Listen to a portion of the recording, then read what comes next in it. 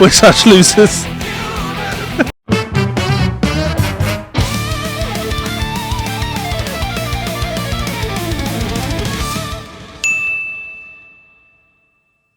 Hello everybody and welcome back to another episode of the Does Metal Have Soul podcast. I am one of your hosts, Mr. Levi Clay, here to talk about power metal with my beautiful looking assistant, Miss Melisa Kelly. How's it going? I'm good. You call me beautiful. That's so nice. Yes, I'm good. I'm very I'm full of piss and vinegar. Yes, I've been enjoying practicing piano, and I've been doing some other giggy things and other editing jobs. So yes, we've had a break, but I feel refreshed by it because I'm not going to lie, Steel Panther nearly pushed me over the edge. How are you? I'm good. I've been up to stuff. Would you like to see what I've been up to? Sure. Everyone here gets to see what I've been up to too. Ooh. If you're looking to take your guitar practice to the next level, then check out guidedpracticeroutines.com. We have over 100 hours of full instructional videos and practice routines, so we can practice together and progress faster. Now these all come with full sound slice integration and Guitar Pro downloads. You'll also have access to my entire YouTube archive of transcriptions. So check out the link in the description and be the first to know when we go live. Fancy. Absolutely busting my ass to make this happen. So if anybody out there is watching this and wants to take your music practice to the next level, guidedpracticeroutines.com is the place to do that. Ooh. Or will be the place to do that. And people, I think people see that and they assume there's a typo in there. They're like, surely, Levi, you didn't mean 100 hours of video. Oh, no. That's not a typo. 100 hours of video. Yeah. I think your abusive relationship with work is admirable. It would kill me. I could do it, but I wouldn't be able to do literally anything else. I would be burnt out mess. Yeah. So yeah, watching you do it has been both an inspiring and a disgusting display. Yeah, I enjoyed. Joe sent me that meme last night of musicians who got into music because they didn't want to work a 9-to-5. Cameras just decided at once. The camera's like, ooh. Oh, look at that fat bastard. No! I didn't want to work a 9-to-5, so guess what? Now I work a 24/7. Listen, that's absolutely correct. Like, I genuinely don't think there's been any point of my music career. Granted, I don't do what you do, and I think what you do is quite a bit more difficult, but there's been no part of my career where I haven't been on the clock all day round. All day round. No. So today we are going to be listening to power metal, a genre that I was particularly fond of in my teens, 20s. Still really enjoy a bit of power metal. I'm hoping Melissa's going to enjoy it. If she doesn't, I might have to go and kill myself. But it makes sense when you think about it. We've gone from doing hair metal, which is toxically masculine music, where it's like da da da da da, having sex with all the girls, da da da da. Whereas power metal, there's my song for the episode for you. Whereas power metal, having sex with girls. You forgot. I'm not going to get into it again. Whereas, no, I won't say it. Whereas power metal is toxically masculine too, but it's more like da da da da da. Real men kill dragons. Da da da da da. Gotta save the maidens. Da da da da da. Maidens. Yeah, oh, Susan. Yeah. So. Listen, I think I've had a little taste of power metal on the channel. Mm-hmm. We did Sabaton. Oh, okay. Not long ago. I found it entertaining. I don't think it was anything that I would listen to on the reg, but I was like, okay. We don't have any shite like Sabaton to listen to today. Don't worry. But before we get there, Metalhead Musings. Oh yeah. I have missed the Metalhead Musings. Yeah, I think Steel Panther really did burn my brain out, and I'm so glad we took that break because I think part of me was like, oh, I can't do this anymore. I can't listen to pish for a minute longer. It was an interesting one for me because I think it's like when your parents catch you smoking, when your dad catches you smoking when you're 10, so he makes you smoke 3 packs of fags to put you off it. Now, to be clear, I've never smoked a cigarette, but you know the cliche. Yeah. The overexposure. Sure. That was just enough Steel Panther that I don't ever want to have to hear them again. That wasn't 3 packs of cigarettes. You know that part in The Simpsons I'm kind of in where Homer walks in and Bart's just whole room is filled with cigarettes? It was that. It was that. Okay, so commenting on the second part of the Steel Panther podcast is, I don't know if you want to call it Realder or Realder. I'm going to go with Realder. who comments often, and I do so enjoy their comments. I'm imagining Melisa being Melisa, doing reactions, and Levi is the comment section. Good job on both of yous. Gold star to Levi for being a reasonably tempered comment section. That is 100% what Steel Panther podcast was. Yeah. It was me watching and being like, what the fuck is this? And then the comment section being like, and another thing. Moving on swiftly. Yep. Steel is Real. Yep. On the first podcast of Steel Panther. Yes. My biggest problem with Steel Panther is if their lyrics were sensible, they would be the best hair metal band around, and that's really frustrating. Instead, they're fine for a few tracks, and then it's just the same jokes that get boring fairly quickly. I can come back to them after a while and listen to a few more, but then it's rinse and repeat. And I can't agree with this more. But you can't trust Steel is Real, and I'll tell you for why. So Steel is Real has bluegrass lessons with me. Okay. And you know Steel is Real. He comes to the house for lessons. He's lovely. Yeah. I don't know if I'm not going to say his name. That's his name. So comes to the house for lessons and has bluegrass lessons, and we've been working on bluegrass, and this is what he wants to do. Yes. Because he likes that style. It was something that he brought up. But then he had the realization in our last lesson of, I don't actually like bluegrass music. He's like, I like it when guitar players play like solo on their own, but as soon as you add the other instruments in there, the fiddle and the mandolin, no, I don't like any of that stuff. I'm like, oh, it sounds like you don't like bluegrass. I was about to say, that's just what bluegrass. Yeah. I really enjoy jazz, but see all that brass, take all of that out. Yeah. I don't like any of that.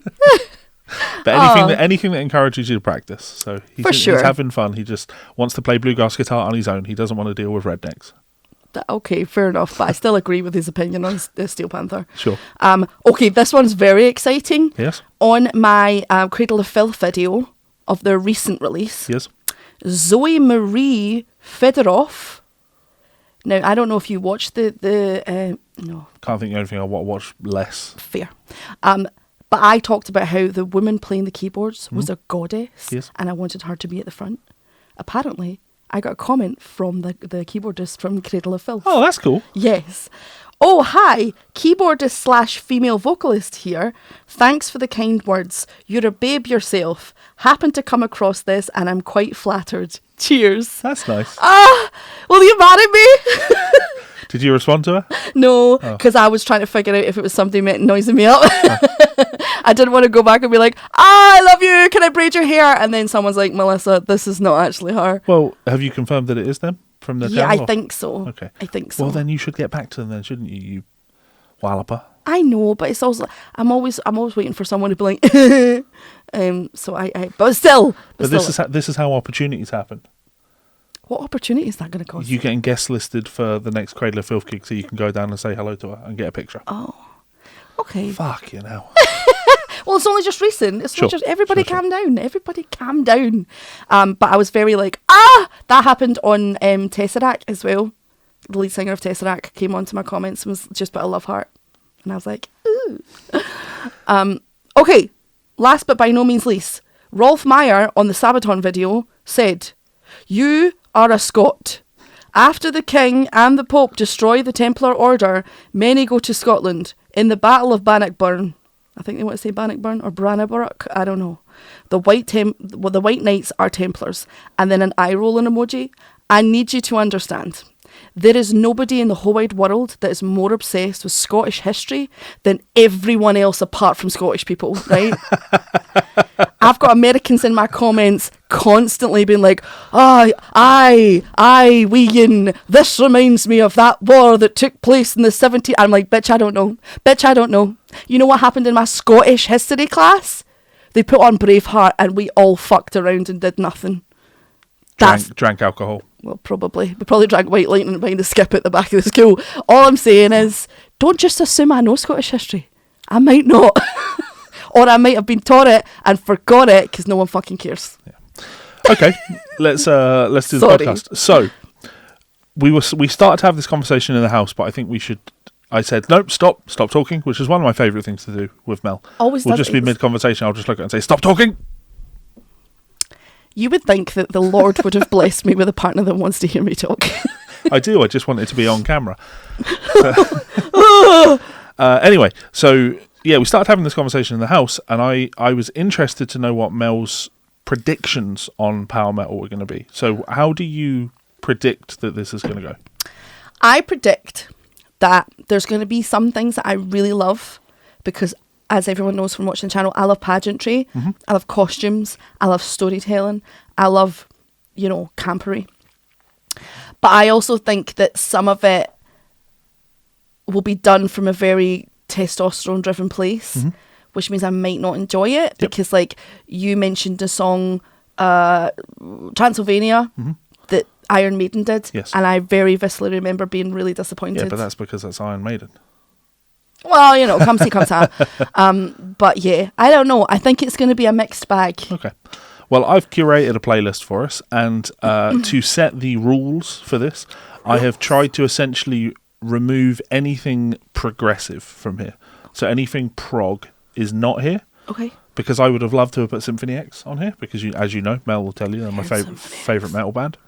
And I have also tried to not put power metal bands in here who were the big influences of power metal, rather than necessarily being power metal themselves, even if they dabbled in the power metal sound. But you'll see what I mean as we talk. Okay. So we've got a mix of bands from Germany is a big one for power metal. A lot of power metal comes from Germany. Okay. We've got some American power metal. We've got some Scandinavian power metal. We've got some Brazilian power metal as well.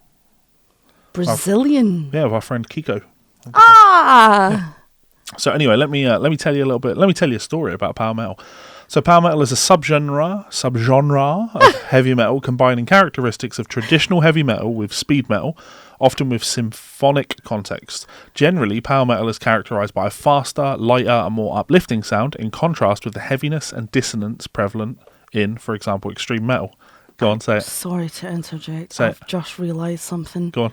Is Nightwish power metal? They fall more into the kind of symphonic power metal thing. It's like definitely a sub of it, but we're not listening to any.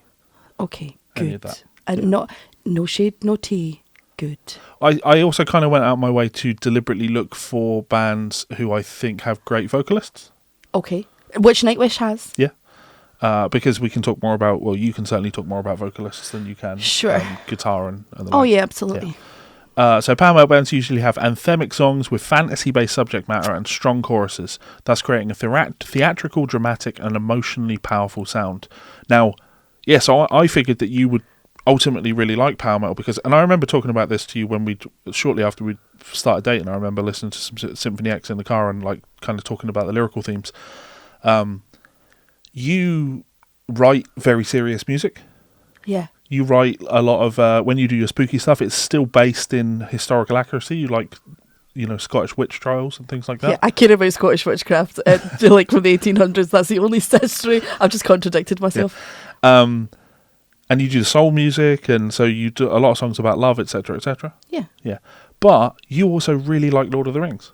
I fucking love Lord of the Rings. Yeah. You really enjoyed Game of Thrones. I did enjoy Game of Thrones. You absolutely live for Terry Pratchett. I love Terry Pratchett so much. I love Terry Pratchett. Errol recently found a place where you can listen to all of the old audiobooks of Discworld, all the Discworld novels for free. So what I'm getting at here is... It's public domain stuff like that. When it comes to stories and worlds that you like to put yourself in, you're actually really into the fantasy type stuff. Yeah. But just, you haven't been musically.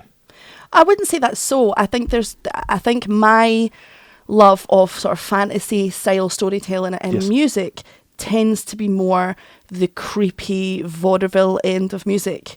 So it's, the Dresden Dolls and shit like that, which is it's more spooky, it's more modern style of fantasy. Okay. The term power metal was first used in the mid-1980s, refers to two different but related styles. The first largely practiced in North America with a harder sound similar to speed metal, and later a more widespread and popular style based in Europe with a lighter, more melodic sound and frequent use of keyboards. So I steer more into the European type thing. Stylistic origins. So anthropologist Sam Dunn traced the origins of power metal back to the late 1970s when the groundwork for power metal lyrical style was laid down by Ronnie James Dio.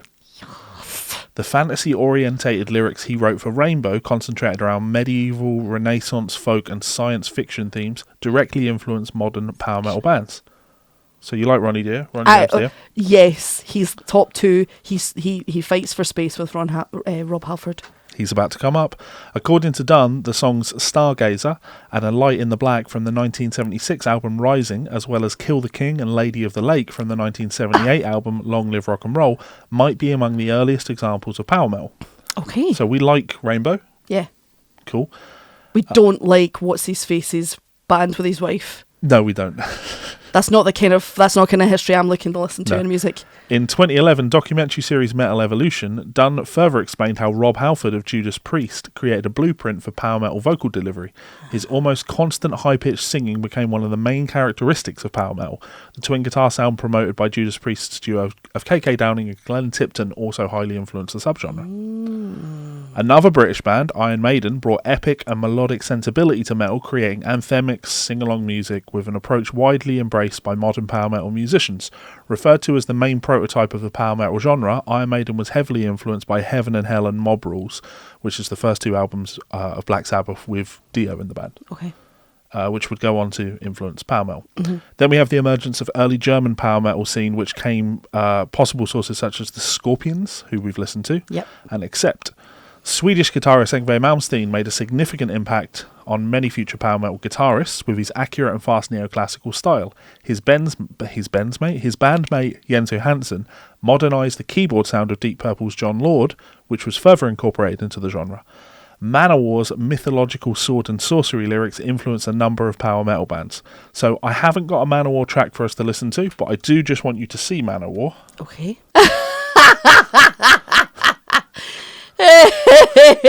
Listen. You here for this? If divas want to do what divas want to do, I'm not homophobic. You go right ahead, diva. That is some gay bullshit right there, but I love it. Yeah, I thought you'd love that. I really did think you'd love that. Well done, everyone. No notes. Throughout the early 80s, especially during 82 and 83, the US power metal style first emerged from traditional heavy metal, the new wave of British heavy metal. No album. There we go. And thrash and speed metal backgrounds. Although the genre's precise stylistic origins are often contested, acts such as Seraph Ungol, Jagdpanzer, Manila Road, Omen, Riot, Savatage, and Warlord are generally believed to have influenced the earliest development of the style. More concretely, in 1987, a German band, Helloween, released their second album, Keeper of the Seven Keys, Part 1, cited by AllMusic as a landmark recording that remains arguably the single most influential power metal album to date. Its volatile combination of power and melody would inspire an entire generation of metal bands. This release influenced European power metal style to evolve, which proliferated through the globe, and since the start of the 90s, is still the most commonly heard style of power metal. So, we're going to listen to Helloween. We'll jump on. We'll do Helloween. Okay. I've never heard Helloween before. Yeah, you have. No, I haven't. Oh, Mrs. Doubtfire heard Helloween. Yeah, okay, fair. I saw. Can you remember what it was you listened to? It was Halloween by Helloween. Okay, fine. And I did enjoy it, but people gave me shit in the comments because it was like a radio edit. Yeah. I don't know what to tell people other than if I had a video with a fucking 12-minute song, it would be probably not watched. Yeah, or recommended. Stuff like that is a real shame. So we do have a track that we're going to listen to today. We won't listen to the whole thing, but it's 14 minutes long. And I picked it because it's the best example of the vocalist. Right. So I was always looking for like the great example of the vocalist. Sure. As you know, I love a long, much like Tolkien, loved a long story. For me, when it comes to power metal, long story. You just listen to a long story, right? You're being taken on a journey. I don't know. I'm footery. It's a good Scottish word. I'm very footery about it. So we're going to be listening to Power, which is taken from the 1996 Helloween album Time of the Oath. Can you remember anything about Helloween? I remember that I think the vocals were very good. Yes. I also remember that they had harmonising guitars. Yes. That I enjoyed. And I just remember that the overall vibe was pretty good. They had some sexy women in their video, but they were very respectful about the fact that there were sexy women in their video. Okay. And that's about it. So we're going to be listening to A Tale That Wasn't Right from Keeper of the Seven Keys. Kind of makes sense to check out one of the tracks from the album that the fans consider to be the kind of proto-power metal thing. Mm-hmm. And this is Michael Kiske on vocals. Michael Kiske. I think I'm going to butcher all of these names, especially when it comes to the Europeans, right? We do apologise in advance. Yeah. I don't apologise for the English, but I apologise for Scottish. Here we go.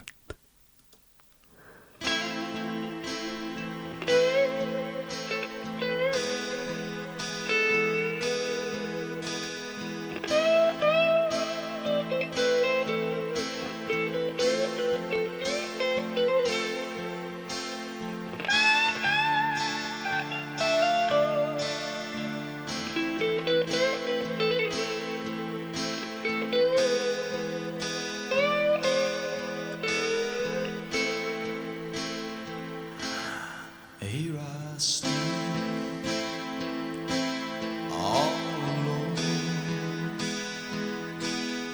Have my mind turned to stone. Have my heart filled up with ice to avoid its breaking twice. Thanks to you, my dear old friend, but you can help. This is the end of a tale that wasn't right. I won't have no sleep tonight. In my heart, in my soul, I really hate to pay this toll. Should be strong, young and bold, but the only thing I feel is You've got a big smile on, it's alright. so I'll stop you there. Love it, love everything about it. Stick it directly in my eyeballs and my earballs at all times. I'm just going to quickly blow through some of Power, which is a track from The Time of the Oath, which is Andy Darris on vocals. The time of the oath. Yeah. It's got a little bit more metal.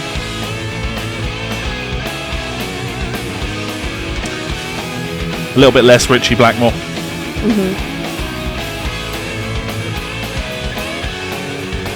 And I think I'm seeing a smile on you. Yeah. Can you imagine someone being true? Turn around and put yourself in front of you. Sometimes it's fun, but then you never know how far a thing like this Oh! It's the widest vibrato. I waited for a chance to get right out of here. And when I had it in my hands, I could not let it go. We've got the power, we are divine. We have the guts to follow the sign. Extract intention from sources unknown. We are the ones. Love it, love everything about it. Just no notes. It's like big, powerful, anthemic. Do you know what it is? It's several combinations of like, so the vocals are good, although I would say, okay, the first one you played me was better than that one. Yes. I really enjoyed it. It was atmospheric. Yes. There's a word that we don't get to use very often. Yeah. It was atmospheric, but it felt Atmospheric. atmospheric. And I loved his voice in the second one more, because in the first one, even though it was more expressive, it was like his vibrato was wide as the Dickens. Yeah. And you know I love a wide vibrato. And the first one, his vibrato felt very thin when it was going wider. Yeah, and this is the sad nature of the podcast. And if we make it to season 2, maybe we'll dig deeper into some of the bands that you've enjoyed. Sure. How much can you really learn about a band when you listen into part of a song? You know, like I'd love to do more atmospheric stuff because it is important, but then power metal has to also be about the power part of it. Do you want to know also a mental trick that I do with myself? Go on. And it is a good trick because it tells me everything I need to know. In my brain, when the song's playing, I imagine that song being in the sequel, the real sequel of Rocky Horror Picture Show. And I say to myself, if this song were in the next Rocky Horror Picture Show, how would I feel? And in the answer of those two was, I would be living for my life and be like, oh my goodness, good gracious. Okay, we're going to move on from Helloween and going to go for the power metal band that many people consider to be the greatest power metal band. Oh. Blind Guardian. I was never a big Blind Guardian fan. But Blind Guardian. Yeah. Blind Guardian are a German power metal band formed in 1984 in Krefeld, Germany, or West Germany.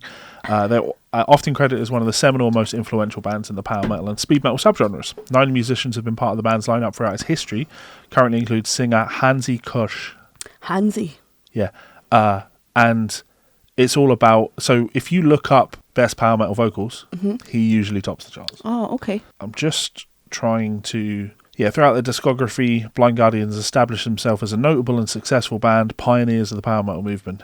In 96, Kusch ceased to act as the band's bassist to focus on vocals, with various session musicians filling in. They're an interesting band. They're a cool band. This is the 14-minute track. So it's atmospheric, but he's just... So Hansi Kusch, it wasn't really the track that I wanted to pick. He's been with a band called Demons and Wizards as well. Great name. Yes. Which is like a duo project with John Schaefer of Iced Earth, who we will be checking out. But it felt like we needed to have him in the context of the band that he's known for. You know? Okay. So let's see what you think. This is And There Was Silence from Memories of a Time to Come. Okay.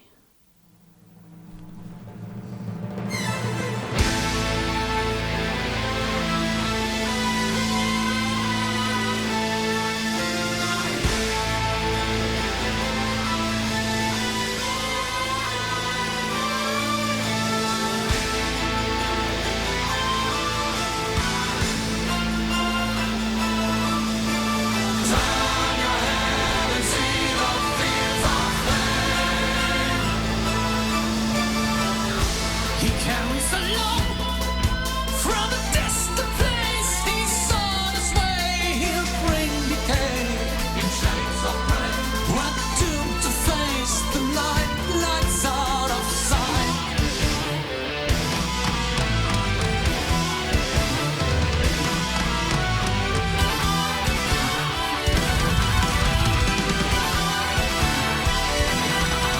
Since we've reached the point of no return, we pray for starlight, we wait for the moon. The sky is empty out in the unknown. We're getting nowhere. We have been betrayed by the wind and the rain. The sacred heart's empty and cold. The sacrifice made should not be now in vain. Revenge will be taken by all. We live blind under the dying moon. Pale face does do. Indulgence in delight. It's getting out of hand. The final curtain will fall. Hear my voice. There is no choice. There's no way out. You find out we don't regret it. So many men have been, but now he's gonna go out and get it. The madman's had a shining night. We don't regret it. That someone else does him. In this life, go out and get it.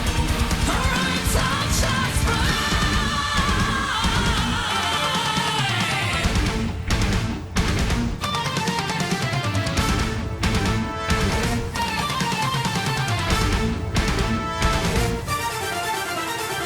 Don't you think it's time to stop the chase around the ring? Just stop running, running, round the ring. Don't you know that pain has been decided by the gods? In the distance, distance, out of reach.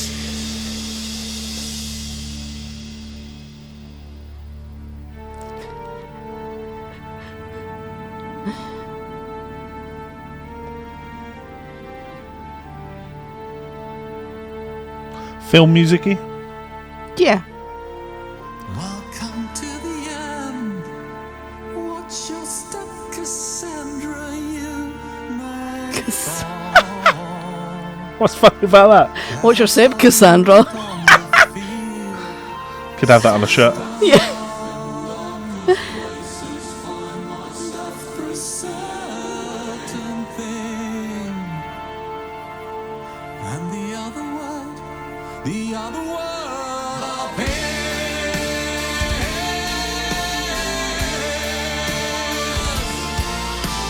For myself, she dies in vain. Cannot be freed, I'm falling down. As time runs fast, I move towards disaster. The ferryman wait for you,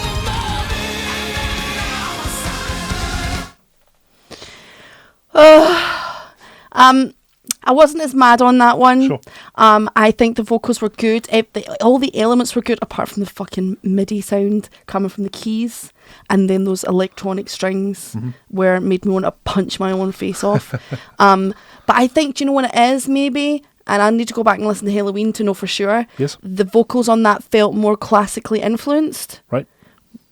La la la la, like the Yeah, from a place of yeah. power. Also, the movements in the intervals of the melody felt very classically influenced, Okay. and I find that less enjoyable to listen to Okay. because I don't find it melodic weirdly. But also, there was a lot of moving parts in that song. A lot of moving parts. Just when you thought you were getting settled into finding what was going on, it moved on to the next section, and I was like, "But And you got about a quarter of the way through it.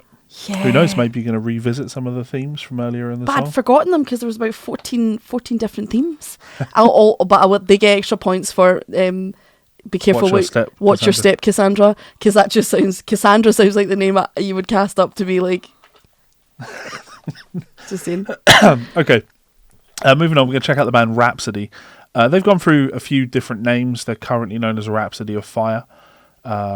There's been drama around them from what I understand. Okay. Different members claiming ownership and legal change of the Natch. name. And yeah. So Rhapsody of Fire, formerly known as Rhapsody, an Italian symphonic power metal band formed by Luca Turilli and Alex Staropoli, widely seen as a pioneer of the symphonic power metal subgenre.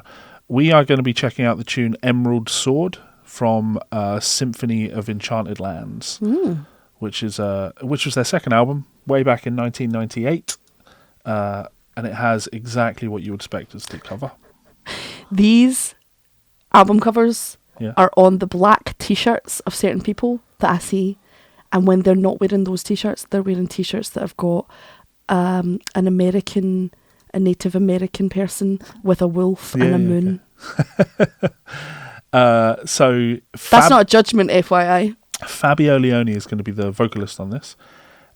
He has been a member of Angra, who we'll be checking out, Spirits of Fire, Athena, his own Fabio Leone's Dawn of Victory, previously in Rhapsody of Fire, Turi Leone, Rhapsody, Vision, Divine, Labyrinth, and Hollow Haze. So sang with a lot of bands.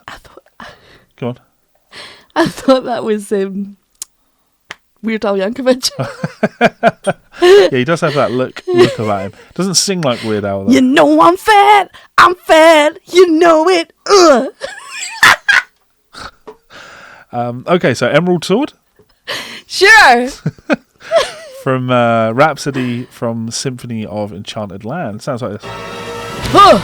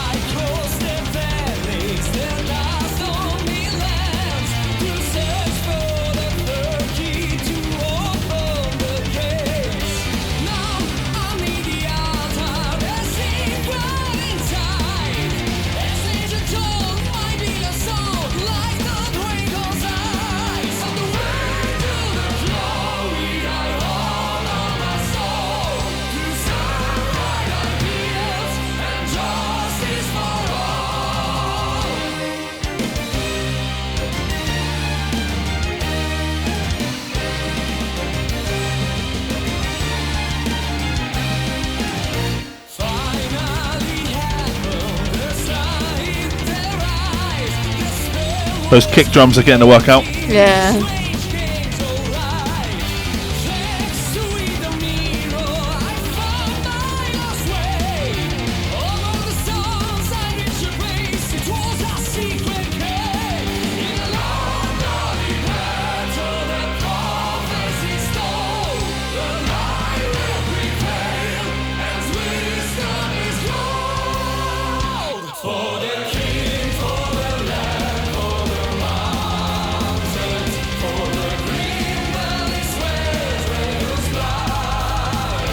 What?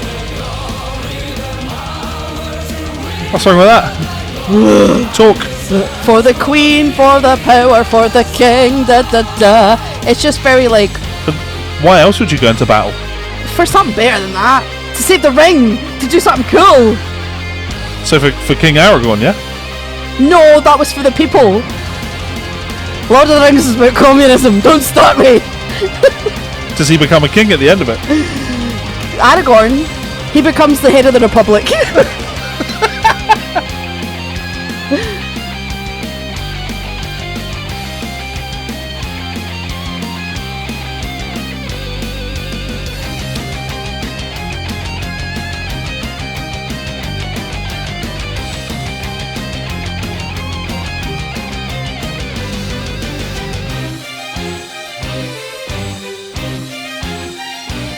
We'll stop during the classical interlude. I mean, the strings sounded beautiful there. I think the vocalist sounds fantastic. I'm not wild about the speed of it. Yeah, yeah. I find that a bit manic and also a bit exhausting. Absolutely. And I think lyrically, I enjoy the fantasy or the science fiction style lyrics of being like a greedy wee goblin in a cave rather than the King Arthur. We go to war for the king, for our maiden at home. Like, I'm just like, But you could be dragons. You could be a witch Yeah, in but a they've got to swamp. they've got to go and kill the dragon for the glory of the kingdom and to keep the people safe. No, do it. Go find like a big monster that you need to battle because you're a swamp witch. That I also needs to get enjoyed back. during that how you were telling me that Lord of the Rings is a tale of communism, right?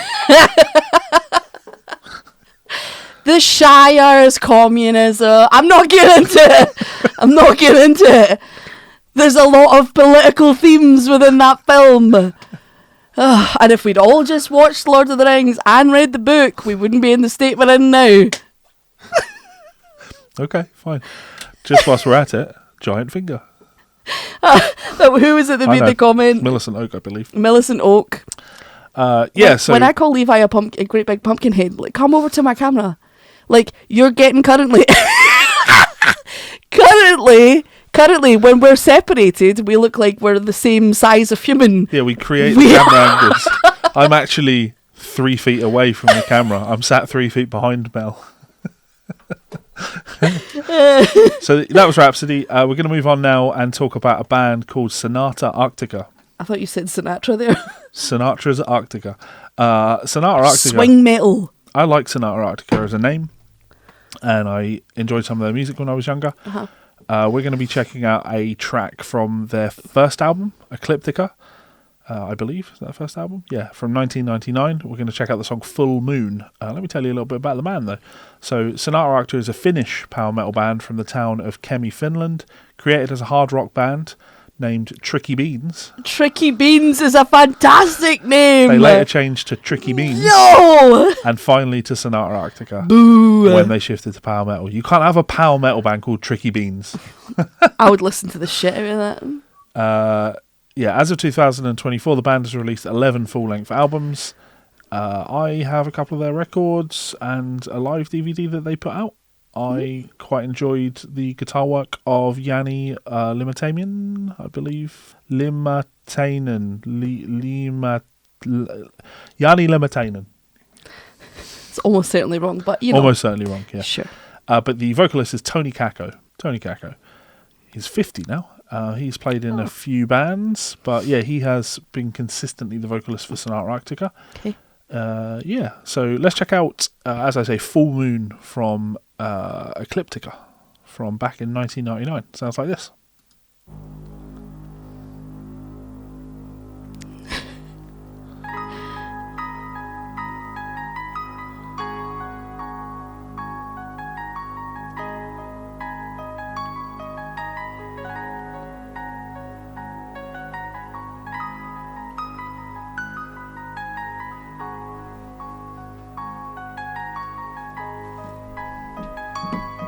That's not plugged in. Sitting in a corner all alone, staring from the bottom of his soul, watching the night coming from the window. It'll all collapse tonight. The full moon is here again, in sickness and in health. Understanding, so demanding, it has no name. There's one for every season, makes him insane to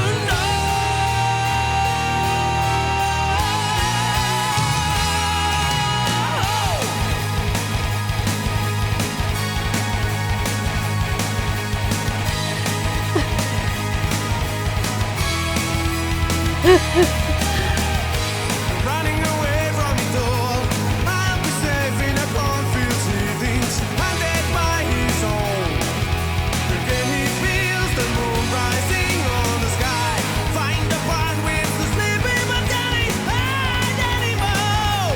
Someone's at the door. Understanding, too demanding. Can this be wrong? It's love that is not ending, makes him insane to know she should not lock the open door. Run away, run away, run away. Full moon is on the sky and he's not a man anymore. See the change. I see a smile. Yeah. Run away, run away, run away. See what became out of her mouth. Full moon, streaming across the bay. The night is gray, so calm. Yeah, I like the speed of that one better than the last one because that one was like galloping. Yeah, it's less intense on the kick drums. Yeah. I really like the vocals in that. I like the melody in that. That's what I mean when I'm talking about what power metal is definitely, which power metal I'm going to join, which I'm not. The ones where the melody of the vocalist has been heavily influenced by classical music, I'm probably not going to enjoy it as much as the ones that are clearly still influenced by that, but have just more scope, more fragility, more, Yeah, I always think Human. it's a shame. So I think he's got a great voice. yeah. I just always think it's such a shame when you hear somebody who has such a great voice singing in what you can only assume isn't their native tongue. Yes, but I did enjoy his accent. Yeah. I thought it was endearing. It was human. I think sometimes that's what's wrong with metal, with me and metal crunchy crunch, is when metal tries to take all of the fragility of human out of the music, because the music's got to be really impressive, and this guitar's got to be amazing, and these drums have got to be fast and technical, and blah blah blah blah blah blah. And it's like, well, yes, all of that stuff's amazing, but when you take away the part of it that creates connection, then it's like, what the fuck is the point? So I really enjoy hearing his accent and the way he would pronounce his vowels, even though it's a shame when you know he's definitely singing it not in his native Yeah, tongue. and when that's essentially been a commercial decision that you've had to make as a band Yeah, it is a shame. for things to be viable. Yeah. But still, I think they're a cool band. So, all right, we're going to move on and check out the band Angra, jumping over to Brazil. But I really liked the snapshot of Sepultura. Sepultura. I'm looking forward to doing Sepultura on the channel because I'm like, So Angra is a Brazilian power metal band, progressive metal band formed in 1991. They've released 10 regular studio albums, 6 EPs, 7 live CDs and DVDs to date. Led by Rafael Bittencourt, the band has gained a degree of popularity in Japan and Europe. On 2nd of April 2015, guitarist Kiko Loureiro left Angra to join American thrash metal band Megadeth. Kiko. Yeah, great guy. I've done a lot of work with Kiko. Fucking fabulous guitar player. Sure. Kiko was actually the first time I ever heard anything resembling fusion music. Oh. Because I went to London and for a thing, and while I was there, he was doing a masterclass at the Institute, and I got a ticket for it, and he played some of his songs from No Gravity, and then he played some of his songs from his upcoming record at the time, Universo Inverso, which was the first record sounded like Satriani on steroids, and I'm super here for that. It was really powerful and melodic stuff. But then the Universo Inverso was just like he took all of his Brazilian heritage and just put it in there. And at the time, I didn't really understand or really like it that much because it was so challenging on my kind of expectations of music. Yeah. And I've transcribed that album for him now. He's phenomenal, like such a great guitar player. But Anger is a different thing. It's a band. So we're going to be checking out the song Carry On from Angel's Cry, which is the first Anger record, I believe. Carry on my way. No, That's the one. That's the song. No, sorry, it's their second album, Angel's Cry, and it's Andre Matos on vocals. Okay. So Andre Matos, I'm just seeing who else he has sung with. He has been with Viper, Angra, Shaman, and Symphonia. So Brazilian singer. And as I say, this is Carry On from Angel's Cry back in 1993. Sounds like this.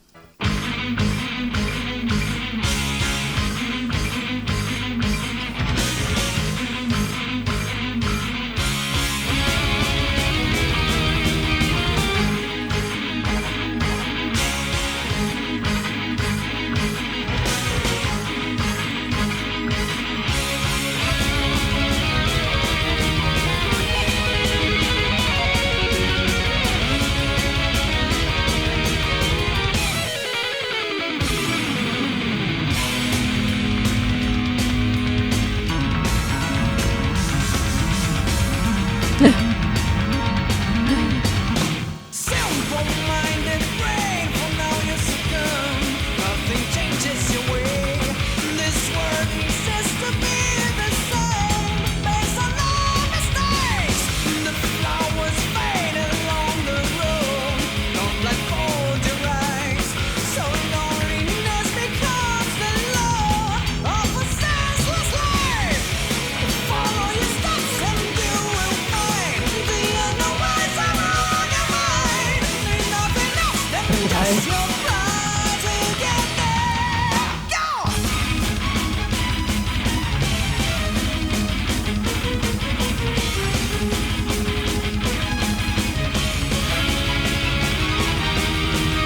Now you have to face another day.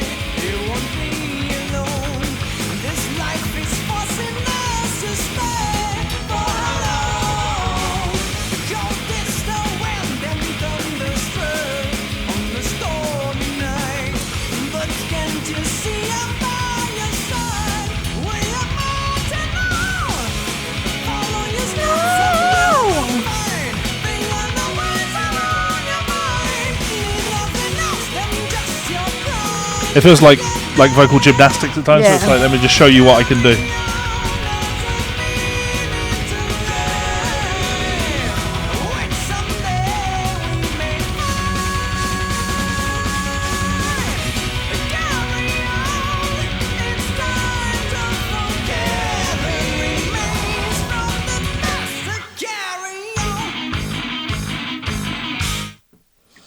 Yeah, I think it's fair to say that probably power metal, we would struggle to find a power metal band whose lead vocalist is not top tier. Which Yeah, is it's an important part of the style.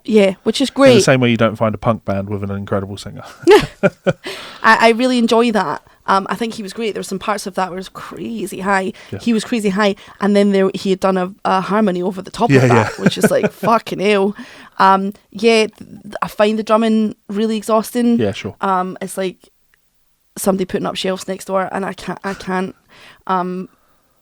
enjoed that one less. Okay. And I think it was the speed in the drums that are really pissing on my chips. Yeah, but would it be fair to say that Rhapsody, Emerald Sword, was probably more on the drum front? Because that was kick drums all the way through. Yeah. Whereas that one was just fast.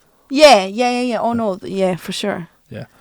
Okay, fine. Well, we are going to move on and talk about Ice Earth now. Now, for me, when it comes to power metal vocalists, some people are going to tell you've got to go to Blind Guardian for your best vocalists. Mm-hmm. But for me, I think, well, actually, I have another band I'm going to show you with a kind of outside vocalist. But I think one of the most impressive vocalists in the power metal genre is Matt Barlow.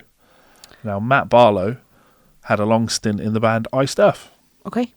Ice Earth are an interesting band. They currently only have one member. Everybody left.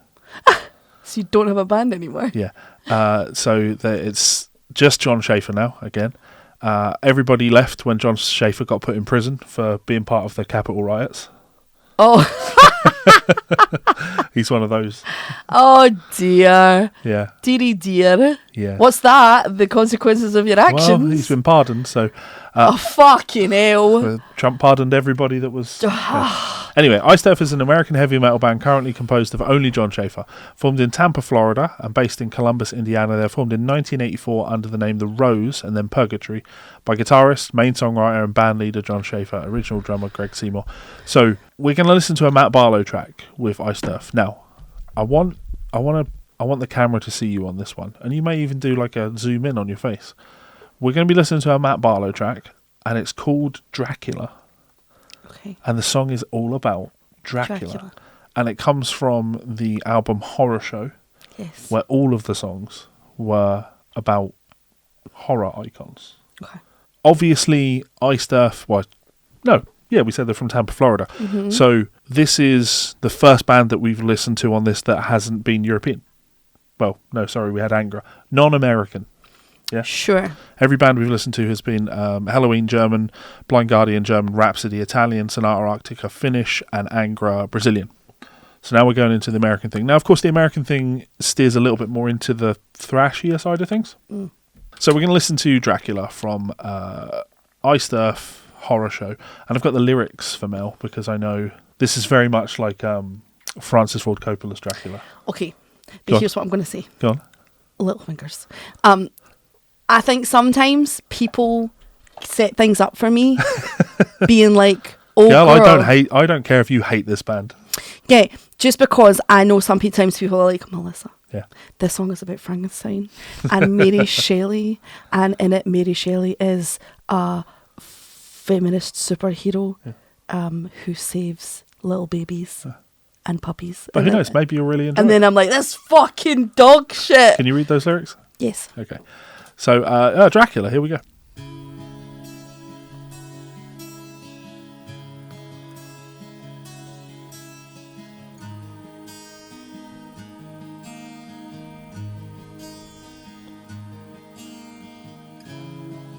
Do you believe in love? Do you believe in destiny?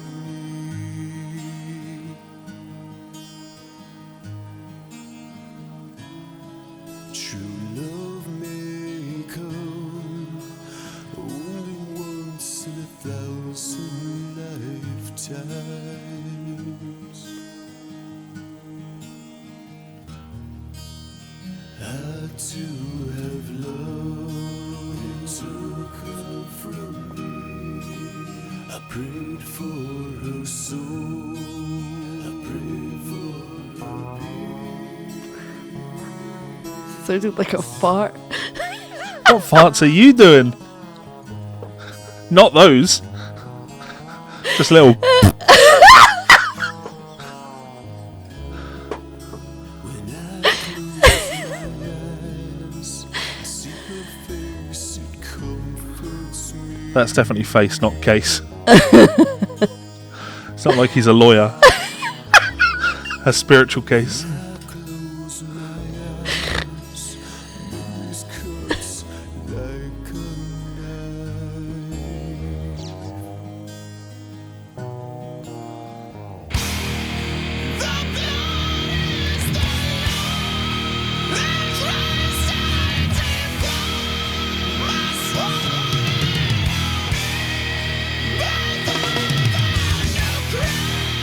It's fucking Matt Barlow, man. He's got such a great voice.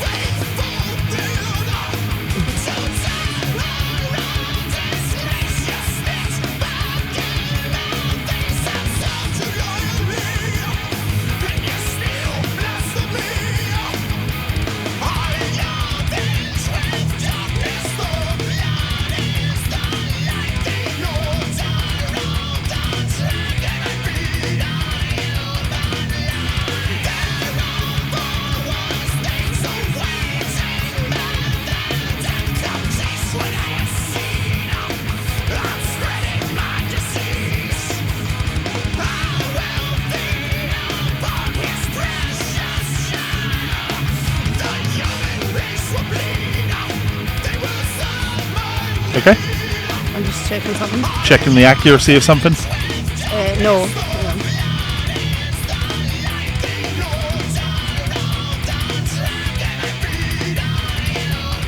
I like that line. I avenge with darkness. The blood is the life. The order of the dragon. I feed on human life.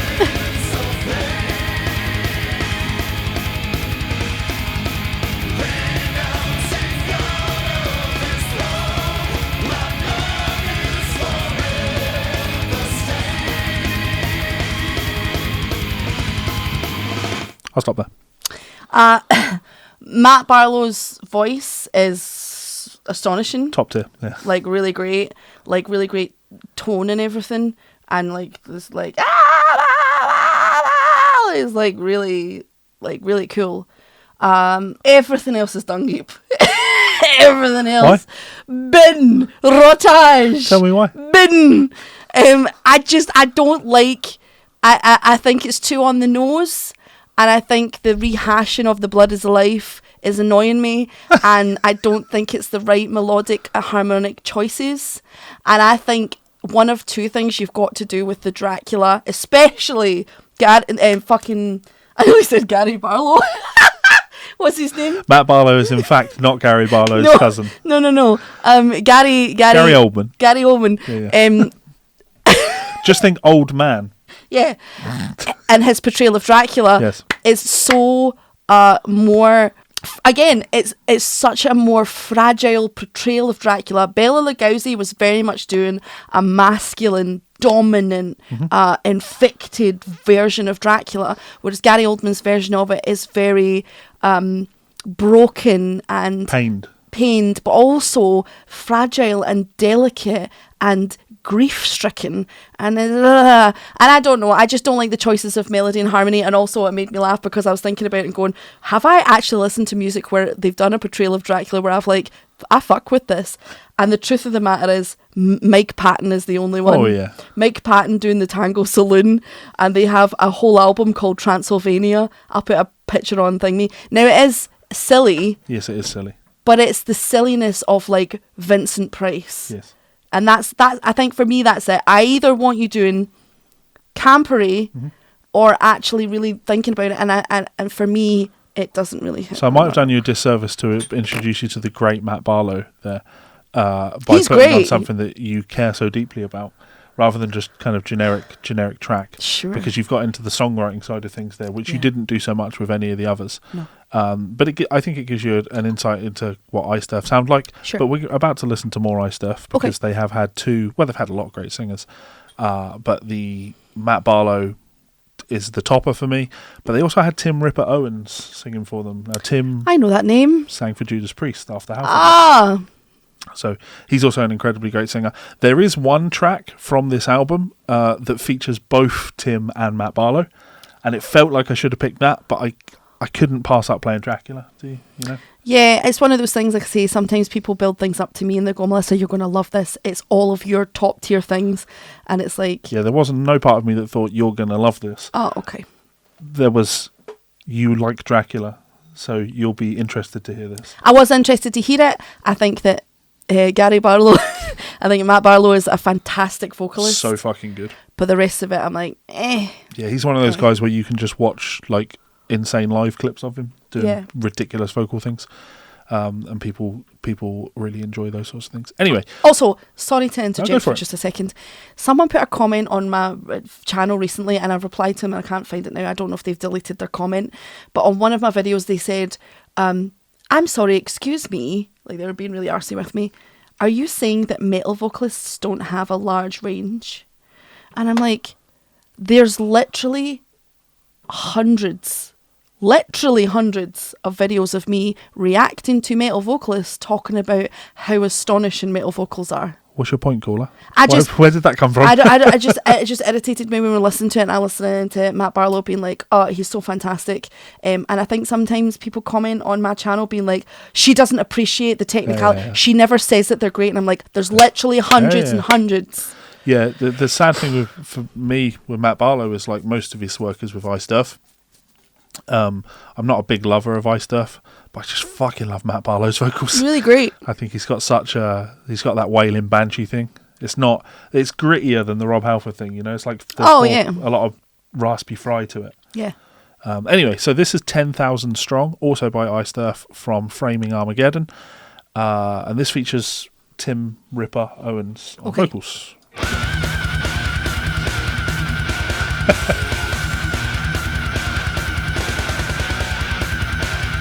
Holds the scream too. Damn. Damn.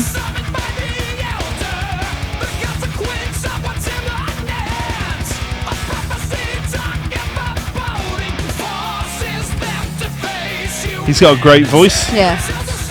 But when I hear him, I hear Malmsteen. Oh. Because he worked with Malmsteen. Oh, you know what I mean? see. Whereas Matt Barlow is Matt Barlow. Yeah. This is like a perfect voice, but it's also generic for the style. Sure. But you hear Matt Barlow and you're like, that's Matt Barlow.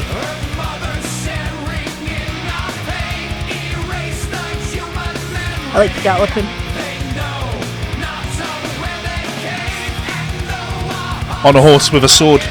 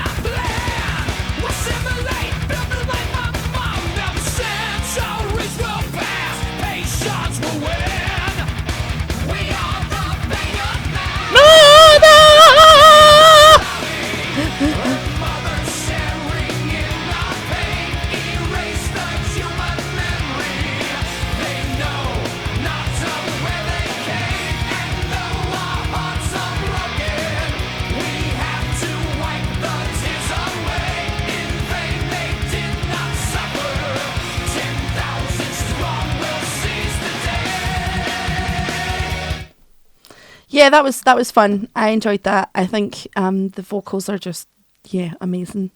I like the galloping rhythm of the drums. I do like that. And yeah, overall a fun tune. Why not? Yeah, and we kind of mentioned it whilst the music was playing, but I said, and people are going to rake me over the coals for this, I think Tim Owens is a perfect vocalist in that metal style. He's flawless at what he does. He's the prototypical power metal vocalist. There are so many people that seek to sound like him, and he is perfect. But he's not Matt Barlow, because lots of people try and sound like Tim. But when you hear Matt Barlow, you just immediately go, that's Matt Barlow. And I appreciate that in Matt's voice, so like that a lot. Anyway, you know how we all have like our own little guilty pleasures when it comes to a genre? Yeah. I'm going to go for a more unknown power metal band now. Oh, okay. So my favourite power metal band is a band called At Vance. Much smaller. At Vance. Okay. Yeah. Much smaller. Again, German band formed by vocalist Oliver Hartmann and guitarist Olaf Lenk, who was also in a band called Velvet Viper, which I quite like the name. Oliver Hartmann is a fabulous vocalist, and he's my favourite of the vocalists. Now, it may be because I was introduced to this album when I was young, and I listened to it a lot, and I have such appreciation for this. They're a fun band, actually, because I liked them for a couple of reasons. But for whatever, they covered a bunch of fucking ABBA songs on different albums. So they did like...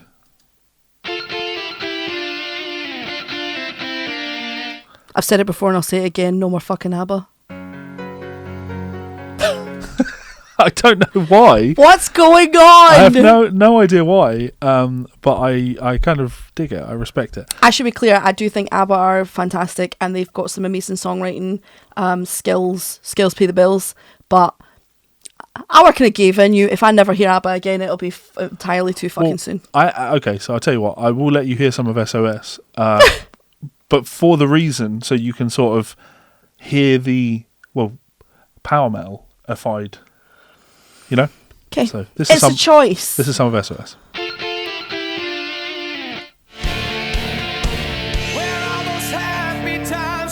so hard to find. I try to reach for you, but you have closed your mind. There's something really expressive about his voice. Yeah. What happened to our love? I wish I understood. Like a really yearnful quality in that Yeah. line. Used to be so nice, it used to be so good. So when you need me, darling, can't you hear me? Yes, Fuck. What? It's fabulous. You like that? Fuck. God damn it! I've said it before and I'll say it again. No more fucking ABBA. Unless it's power metal. Unless ABBA. it's power metal ABBA. That was fabulous. Yeah. Fuck. Yeah. Fuck it. They've done more of them than that. They did Money as well. Money. Did they do Gimme Gimme Gimme? No. That's the best ABBA tune. Anyway, so Oliver Hartman, and it was nice to listen to a different track there, and just immediately reinforced my thoughts on Oliver Hartman as a vocalist. Sure. I think that much like with guitar players, when because tablature helps a lot of guitar players learn, lots of guitar players get into this world where when they play guitar they learn from tablature, and the tablature is a thing there that tells them the notes that you have to play. And so playing the guitar is just, I just press this finger here to make this sound, and it's like a running through the motions of what playing is. And I think that sometimes I hear a similar approach in vocals. This is the melody that I have to sing. These are the notes that I have to sing. But when I listen to Oliver Hartman sing, it's like he's got that down. He puts no thought into that. That's just a thing that happens. So he can focus extensively on making sure everything that he sounds is an expression. So he's trying to convey something in the vocal. And it's not the same when you hear a lot of power metal vocalists just hit a high note, where it's like a showcase of the technical prowess. Oliver really feels like he's being very expressive with his voice. So Because human connection is really important. yeah. So we're going to listen to the song Only Human from the album Only Human. I would highly recommend anyone that wants my recommendations to go and check out Only Human by Vance. Oliver Hartman kills it on vocals, and Olaf Lenk, guitar player, absolutely underrated monster of guitar. So this is Only Human.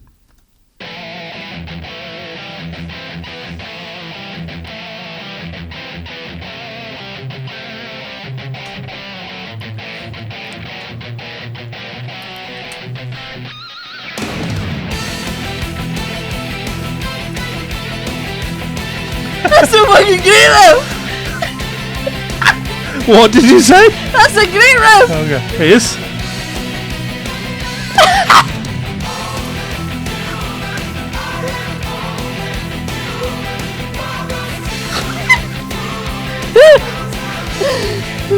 But not showy vocals, but very expressive. Yeah. On and on you keep telling me lies. What does it take to make you more wise? Take a look at the things we've done. Together we saw when it all began.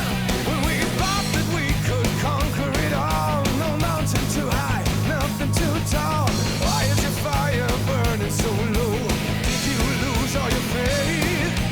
Did you forget about the dreams that we had? I can bear your mistakes and it's driving me mad.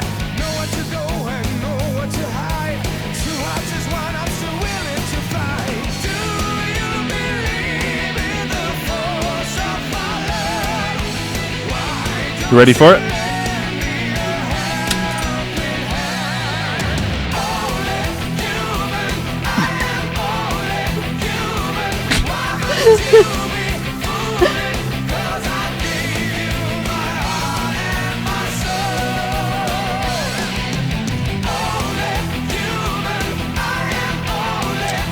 So, like you, I'm more drawn to the stuff where the drums are drum grooves Yeah. rather than the relentless punches. Yeah. Yeah. Did you expect me to pay all your dues? Why did you gamble with all we had to lose? Now we're lost and the sky's closing in. We ruled a game that we could win. Building a castle with our sweat and our blood. Stone after stone and our clothes stained with mud. Nothing to hard and our forces unite. We've torn apart, we've killed our light. What about all of the dreams that we had? Why did you trade in the good for The jump up here now, it's like.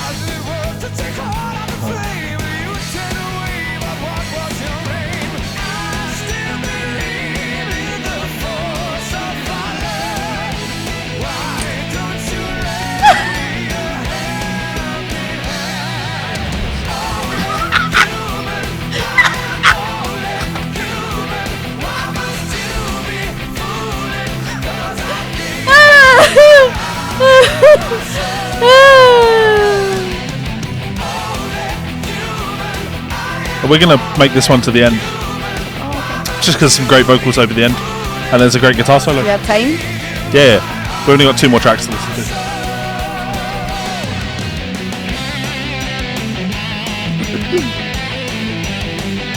It's like it's melodic. Yeah. Outlines the chord changes.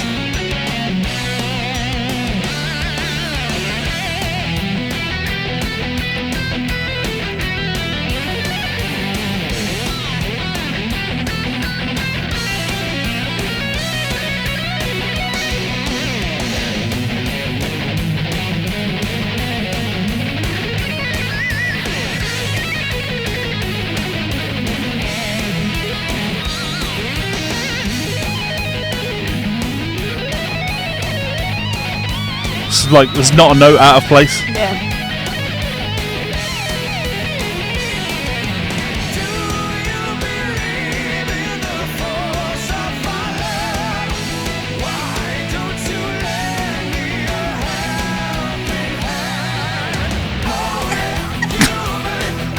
We're such losers. I'm gonna put that on in the car later. We're just gonna crash. Oh, there you go.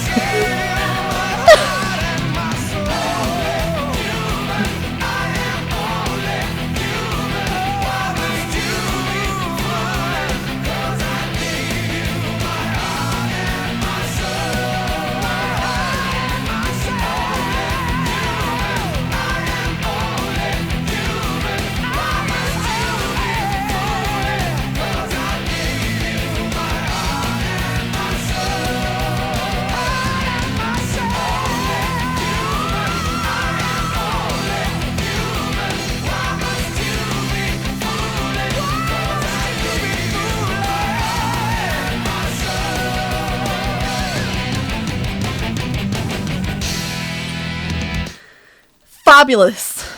Tremendous, outstanding, glorious. I really like his voice. It was really melodic. The pre-chorus was such a wonderful turnaround. It felt it felt initially when you went to it, it was like, oh, no, it's a new section? What?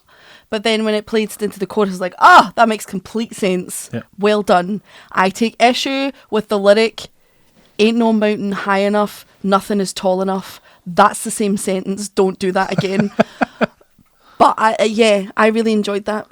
Yeah, I like that he throws in at the end the high note and then slides up the octave to the highest note, and it's like, oh, you have the super range, You just don't use it. but you haven't used it throughout the song because you're so much more focused on eking out all the expression. This and is the something I vocals. tell singers all the time. Having a great big range is fantastic, and it really helps if you've got the pipes to do lots of impressive things. But the most enjoyable singers to listen to are the ones who but only occasionally use the whole range. When you've got singers who are constantly at the absolute top of their range all the time, it's so exhausting to listen to. Yeah. Okay, so two more tracks to check out. We're going to check out the band Camelot, because you have to have a power metal band called Camelot, Sure. but spelt like Camelot with a K.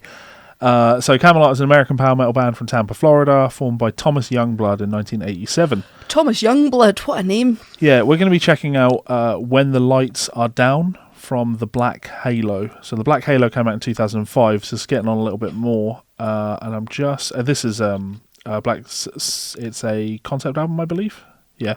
It is a concept album inspired by Goethe's Faust, continuing the story introduced in Epica. It is the second and final record in Camelot's 2-part rock opera about Ariel, a character based on Henrik Faust. Epica tells part 1, while the Black Halo tells part 2. I love shit like that. I love... Because, I love, as you do, musicals. And I can sit and listen to... musicals. I can sit and listen to a musical album without needing to see the show, because I just enjoyed having the story told to me. Absolutely. And so concept albums that tell stories like this, it's the same thing, but it's a rock or metal version of it. Super here for it. So we won't go into characters, but so it's Roy Khan on vocals. Seeing if he's a member of the band Conception and formerly of Camelot. So Roy Khan singing When the Lights Are Down from the Black Halo. Sounds like this.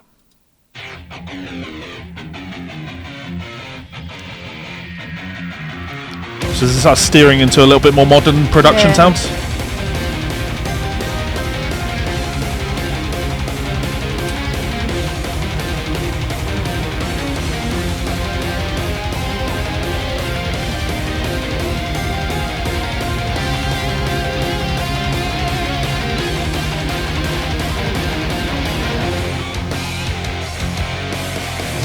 Without exceptions last eternally.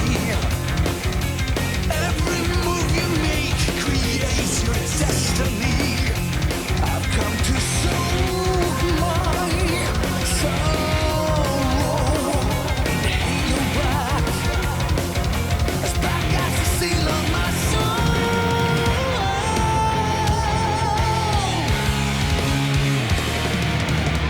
'Cause when the lights are down, there's no more to say.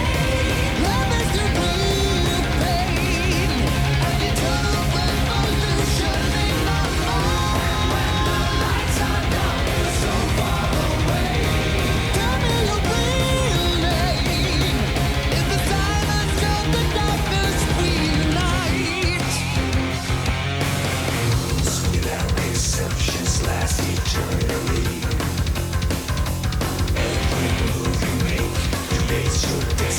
Or more like some electronic influences in there with a synthy. Take me from the past and all the things that I have done. She told me, and then she was gone.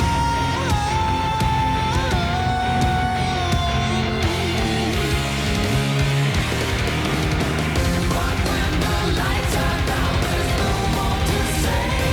Deep in the shadows, where the last of my delusions made of stay. 'Cause when the lights are down, she'll take me away. Tell me her real name, and in death we'll live the love we never had.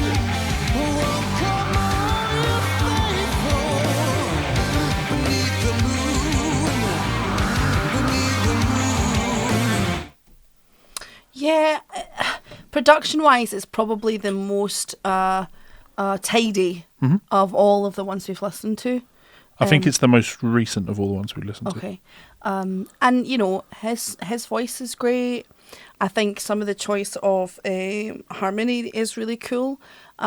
Can't be doing with the drums. Yeah, Can't be doing with yeah, the like drums. the really relentless over the top. I just can't. I can't. There was not here. There was nothing actually really bad about that. No, sure. It was a bit okay. So I picked that track by Camelot, which is a much more recent track, because I wanted to introduce some of the more modern influences that kind of crept into, not a lot of, but some power metal Okay. stuff.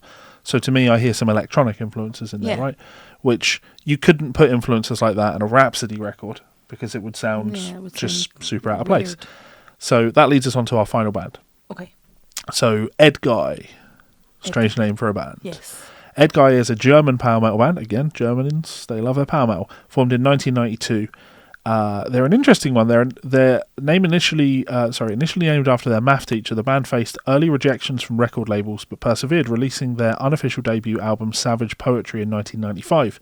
They gained wider recognition with their subsequent albums, including Kingdom of Madness and Vain Glory Opera, featuring guest appearances from notable musicians. Over the years, Ed Guy has evolved their sound, with Samet, one of their members, also launching the successful metal opera project Avantasia. The band has released multiple studio albums, including Age of the Joker and Space Police, Defenders of the Crown, and has engaged in extensive touring. As of 2020, Ed Guy is on hiatus, while Samet focuses on new Avantasia material. Now, I remember when they released their album Rocket Ride, and I bought this album purely based on the album artwork, because it looked, I was in a record store, it looked really fun. Oh. I was like, yep, this one's for me. I'll give this one a try, because I was told it was power metal, right? But there was something almost circus-like about it. You know what I mean? Yeah. And the spacey theme was kind of cool. Also, they've got like the same sort of like a sunset colouring as like Iron Maiden stuff. Yeah. So, Rocket Ride is the seventh full-length album by Ed Guy, released on January 20th, 2006, features a style that differs from their usual power metal style, is more orientated towards hard rock. So, yeah, I'm kind of cheating a little bit because this probably falls out of the power metal thing. But I couldn't resist, and I'll tell you for why. So I put this playlist together last night after you'd gone to sleep. Yes. I was just going through some stuff, looking for things that I thought you'd enjoy. And I came across Ed Guy, and I remembered this album, and I remembered this song, and I listened to it, and it has been stuck in my head since. Oh. Like, it's one of those where I listened to it before I went to sleep, so I dreamed this song. Oh, I love it when that on happens. repeat. So yeah, I woke up this morning still singing the melody to the chorus to this Nice. song. I think it's a real banger. So this is Superheroes by Ed Guy Okay. from Rocket Ride. Sounds like this.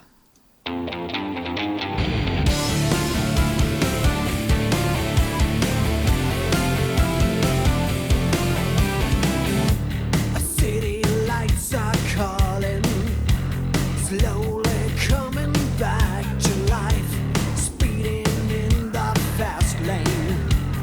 Mama let us waste no time, devil in the doorway, setting any kind of hell.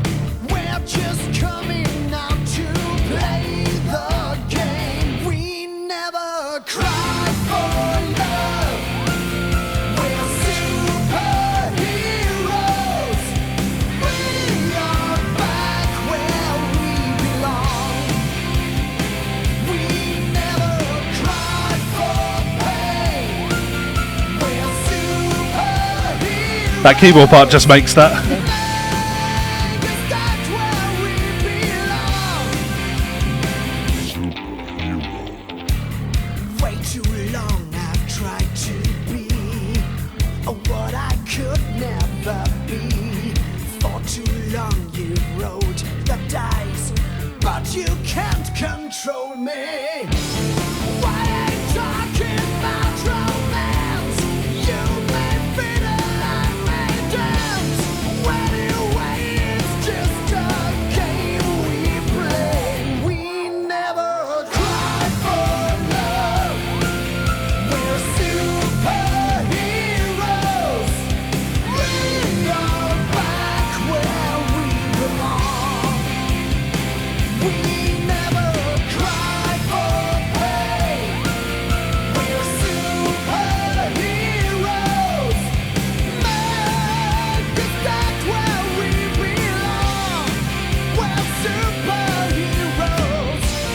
Gonna find the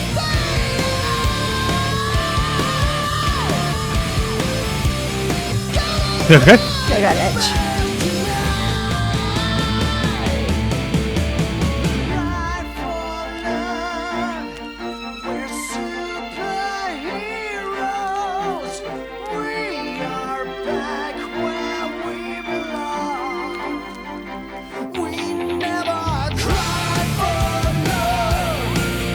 We're superheroes. We are back where we belong. We never cry for pain. We're superheroes. Man, 'cause that's where we belong. We're superheroes. Get the idea. Yeah, that was fun. I don't know why they had that sort of like baritone guitar do do do do do do do do do. That's super fun. Do. Playful. Yeah. Almost like it's, to me, it's an indicator when you hear that.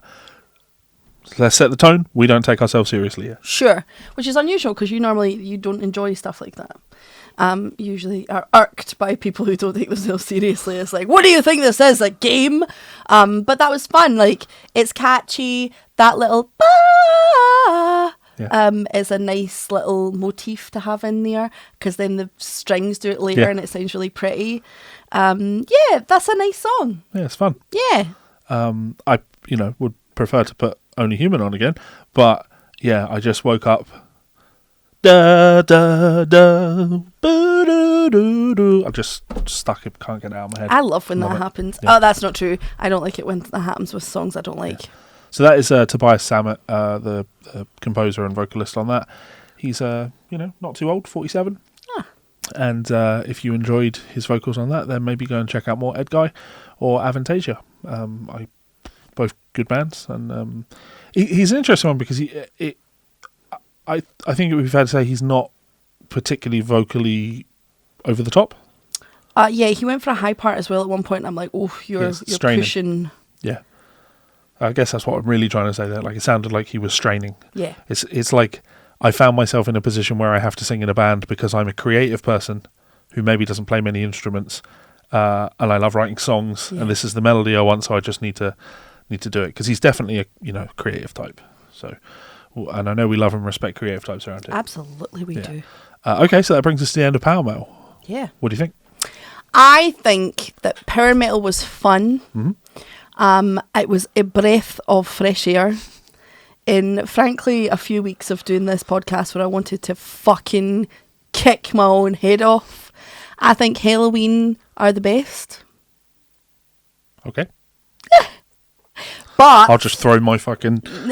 No, but I would give special props to Vance because that song was great, and I really enjoyed it, and I would like to hear more of that song. More of them doing ABBA. Oh, actually, that was fantastic as well. All right, we'll do it. We'll do what? Damn it! Damn it!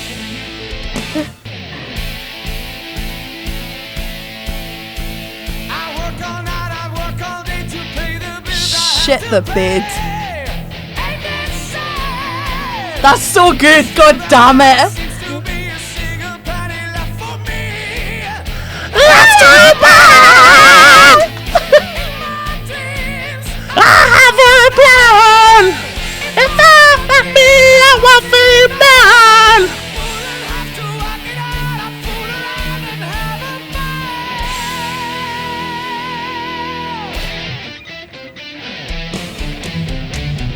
Monday, must be funny. In the Damn it! restaurant. Oh, it's so good, god damn it! God damn it! So no more ABBA unless Vance are doing it. Especially the choice to be like da da da da ba ba ba ba ba ba ba ba ba ba ba, and it's right, to have it in a key where he's having to go. It's just clever as shit. Yeah, ballsy. Like it. Damn I like them a lot. Yeah, I like power metal. Power metal can stay. Power Metal can stay. German power metal is top tier. Yeah, German Power Metal is top tier. So unfortunately, I do have to stick to the promise, though. It does have to be death metal next time. Okay. We've had fun this week, Yeah. so next week we have to come back and be miserable. We don't necessarily have to be miserable. It might be fun. I don't like death metal, so Yeah, but I might. I might have listened to death metal on the channel and really enjoyed it. I just don't fucking remember. okay. If you like the sounds of pigs being gutted, you'll have a great time. Ew. Anything you want to say to the people? Thank you very much for continuing to watch, because I know that it's not exactly a huge amount of people that watch it, but the people who do watch it comment and have fun, and I really appreciate that. So thank you so much for continuing to do It makes that. it worthwhile for us. to Yeah. keep doing it.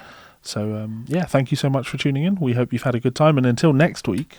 Suck a bag of Richards. Hooray! Da, da, da, da, da, having sex with all the girls. Da, da, da, da. Whereas Power Metal, there's my song for the episode for you. Whereas Power Metal.